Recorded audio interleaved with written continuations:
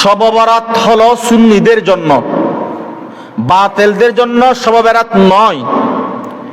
শবে বরাতের দিন হালুয়া রুটি বানাবেন প্রত্যেক জনের ঘরে ঘরে।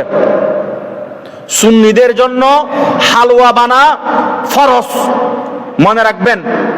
সুন্নিদের জন্য শবে বরাতের দিনে হালুয়া রুটি বানা ফরজ। প্রত্যেক জনের ঘরে ঘরে হালুয়া রুটি বানাবেন, কমপক্ষে 5 কেজি বানাবেন। 5 কেজি হালুয়া রুটি বানাবেন, সবাই মিলে খাবেন। শবে বরাতের দিন যদি হালুয়া রুটি না বানান তাহলে আপনার পরিপূর্ণ শবে বরাত কি হবে না, আদায় হবে না। এটা সুন্নিদের কথা, ইমানি কথা, প্রেমের কথা। আপনি আবার না বানালে সমস্যা নেই, আপনি রোজা রাখলে রোজা কবুল হবে, নামাজ পড়লে নামাজও কবুল হবে। কিন্তু একটা প্রেমের কথা আছে, বলেন না কিসের কথা? প্রেমের কথা আছে, প্রেমের কথা বুঝতে হবে।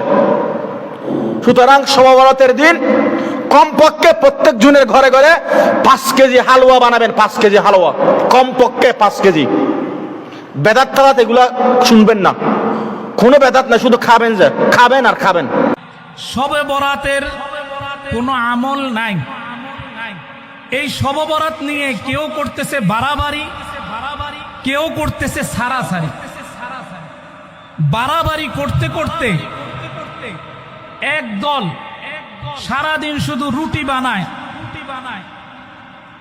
মাজার লাইটিং করে, খাওয়া দাওয়ার ধুমধাম, মসজিদে আলোকসজ্জা, কবরস্থানকে সাজানো, এই জাতীয় এক আমলের পিছনে বাড়াবাড়ি করতে যায় আর সেই রাত্রকে তারা অতিবাহিত করে ফেলে। ঠিক কিনা জোরে বলেন?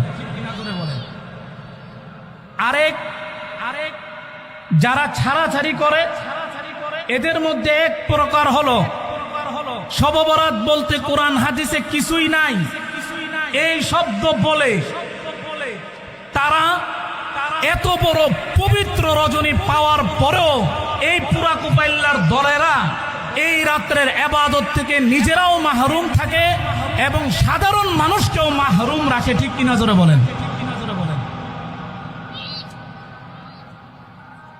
আল্লাহ আমাদেরকে এই বাড়াবাড়ি আর ছাড়াছাড়ি থেকে হেফাজত করুন, সকলে বলে আমিন। অথচ এই রাত্রে কেমন রাত্র, যেই রাত্রটা আমরা অতিবাহিত করেছি, আমরা কেউ জানি না আগামী 1 বছর আমরা বাঁচবো কিনা। ঠিক কিনা জোরে বলেন? চলে গেল শবে বরাত, চলে গেল 2025-এর শবে বরাত, চলে গেল। আবার যদি 1 বছর বেঁচে থাকি, যদি আল্লাহ বাঁচিয়ে রাখেন, যদি আল্লাহ সুস্থ রাখেন, তাহলে আমি সেই শবে বরাত পাবো। আর যদি বাঁচিয়ে না রাখেন তাহলে এই শবে বরাত আমার জীবনের শেষ শবে বরাত। ঠিক কিনা জোরে বলেন? এই জন্যই নবীজি যখন এই শাবান মাস আসতেন দোয়া করতেন, আল্লাহুম্মা বারিক লানা ফি রজব ওয়া শাবান ওয়া বাল্লিগনা রমাদান। আল্লাহুম্মা বারিক লানা ফি রজব ওয়া শাবান ওয়া বাল্লিগনা রমাদান। নবীজি দোয়া করতেন, ও আল্লাহ রজব এবং শাবানের বরকত আমাকে নসিব করেন, আর আল্লাহ মেহেরবানি করে আমার হায়াতটা রমজান পর্যন্ত বৃদ্ধি করে দেন। আমরা সকলে বলি আমিন আমিন। এমন যাতে না হয় রজবেও জীবিত ছিলাম, শবে বরাত শাবানেও জীবিত, কিন্তু রমজান আসার আগে আগে আমি দুনিয়া থেকে বিদায় নিয়ে গেলাম। আল্লাহ এরকম যাতে আমাদের নসিবে না হয়, সকলে বলে আমিন। যে কথা বলতেছিলাম যে বাড়াবাড়ি আর সারাসারি, এখন আমাদের হুজুররা যদি বলে শবে বরাতের দিন আপনারা হালুয়া রুটি পাকায়েন না, হালুয়া রুটি পাকান, যারা শবে বরাত বেদাত বলে এদেরও দোষ নাই। আমরা কিছু কাজ করি যেগুলি বেদাতের পর্যায়ে, যেমন শবে বরাত উপলক্ষে ধুমধাম করা, শবে বরাত উপলক্ষে হালুয়া রুটি বানানো, শবে বরাত উপলক্ষে একদম দল বেঁধে কবরস্থানে যাওয়া, দল বেঁধে সারা রাত ভ্যান গাড়ি ভাড়া করে নিয়ে রাস্তায় রাস্তায় হাঁটা। কালকে রাত্রে দেখলাম মোটর সাইকেলে করে করে সারা রাত ঘুরতেছে আর সে মনে করতেছে আমি ইবাদত করতেছি। এই মোটর সাইকেল চালায়া, ভ্যান গাড়ি চালায়া আল্লাহরে পাওয়া যাবে কিনা জোরে বলেন তো, আর একটু জোরে বলেন, পাওয়া যাবে?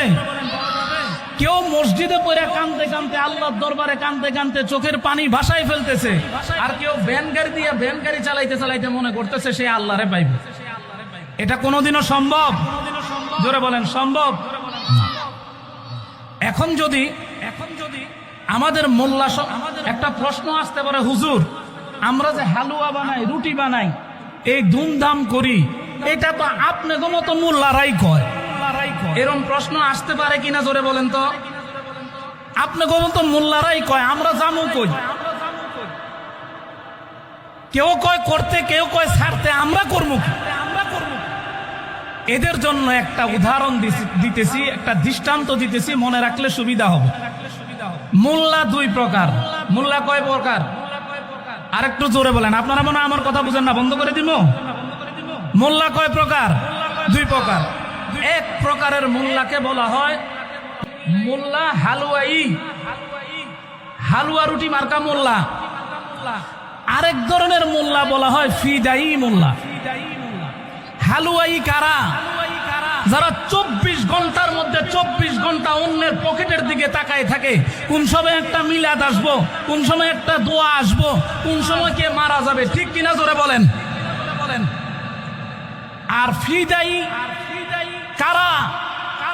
ফিদাই মোল্লা নিজের জীবন, যৌবন, অর্থ, সম্পদ সব কিছু আল্লাহর রাহে কুরবানি দেওয়ার জন্য সব সময় প্রস্তুত থাকে। সুবহানাল্লাহ।